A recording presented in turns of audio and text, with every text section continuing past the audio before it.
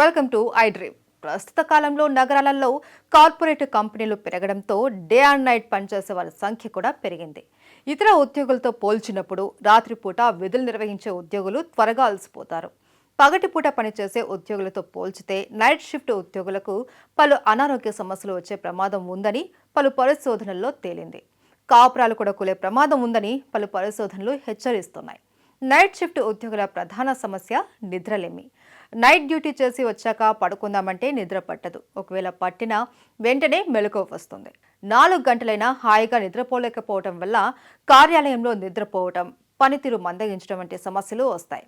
ఇక నైట్ షిఫ్ట్లు ఎక్కువగా చేసే యువ ఉద్యోగులకు మరో తీవ్ర సమస్య కూడా ఎదురవుతుంది. రాత్రిపూట ఉద్యోగాల కారణంగా చాలా మంది సంతానలేమి సమస్యతో కూడా బాధపడుతున్నారు. ముఖ్యంగా మీ జీవిత భాగస్వామితో లైంగికంగా కలవడానికి కూడా పెద్దగా ఆసక్తి చూపించకపోవడం ఈ నైట్ షిఫ్ట్ చేసే వారిలో అధికంగా కనిపిస్తుందని తాజాగా చేసిన అధ్యయనంలో తేలింది.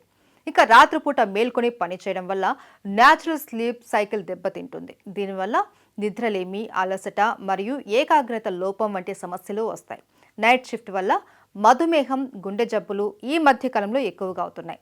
దీంతో పాటు కొన్ని రకాల క్యాన్సర్ వంటి దీర్ఘకాలిక ఆరోగ్య సమస్యల ప్రమాదాన్ని పెంచుతుంది. నైట్ షిఫ్ట్ పని అజీర్ణం, గుండెల్లో మంట మరియు పొట్టలో పుండ్లు వంటి జీర్ణ సమస్యలకు దారితీస్తుంది. నైట్ షిఫ్ట్ పని ఆందోళన, నిరాశ మరియు మానసిక స్థితి మార్పుల ప్రమాదాన్ని పెంచుతుంది. సో నైట్ షిఫ్ట్లు తప్పనిసరి అయితే చాలా జాగ్రత్తలు తీసుకోవాలి అని సూచిస్తున్నారు ఆరోగ్య నిపుణులు.